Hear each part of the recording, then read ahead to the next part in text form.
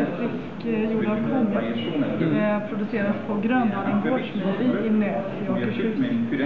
Och vi har fyllt den med löjrom, syltat i enbär. There's some organic beetroot, and it's filled with slow gel. It's in Norwegian, it's a slåpetran berry. It looks like a blueberry, but it's... Vi har lite rommegröt. Filled with chicken liver parfait.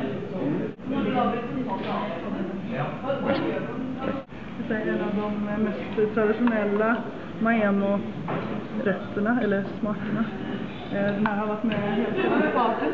Det är en ostronrevolution. Gjord av råa flatostron. Vad är det? Grädde? Hedder det grädde på svenska? Red currants.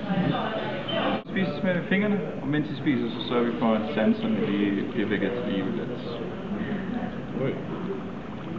Værsgo. Det lukter næsten som.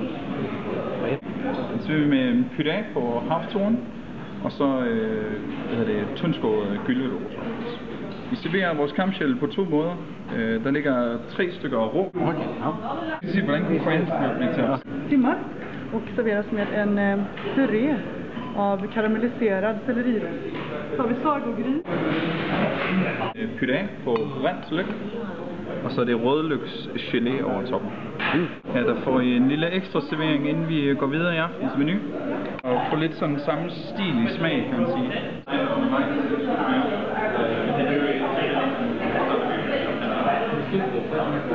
Helt generelt så er det jo en menu, der baserer sig om økologi, som minimum gerne også kan få det. Det er ganske Lök gelé. Så får ni benmärgsbuljong smakat med dem. Reindeer, and it comes from Mo i Rana.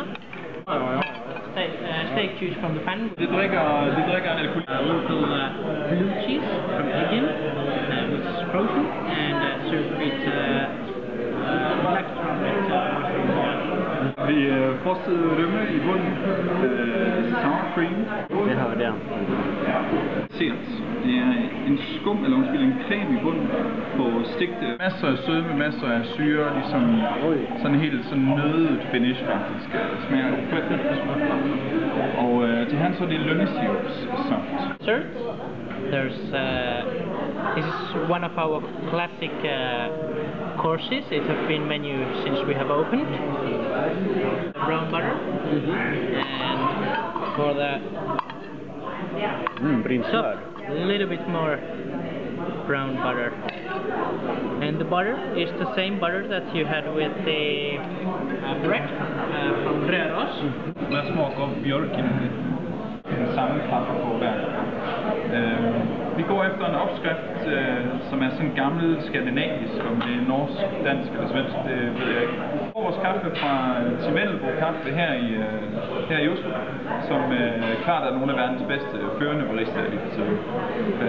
Og de rester den selv. De tager den hjem fra Afrika, Midt-Afrika, fra Kayanza, som ligger i Burundi, midt mellem Tanzania og Rwanda. Tanzania og Rwanda. Midt imellem. Sådan en indlandsklima faktisk. Det er en bourbon-type kaffe, som gror mellem 1600 til 2000 meters højde.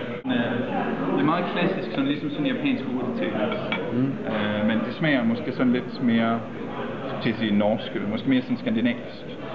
Ikke så eksotiske ting om noget. Vi har her flytende vaffel. Og den er inde i stegt vaffel, men den er altså flydende inde i. Tindved. Så 3 år fra et litet bär som växer på ett ställe i Norge.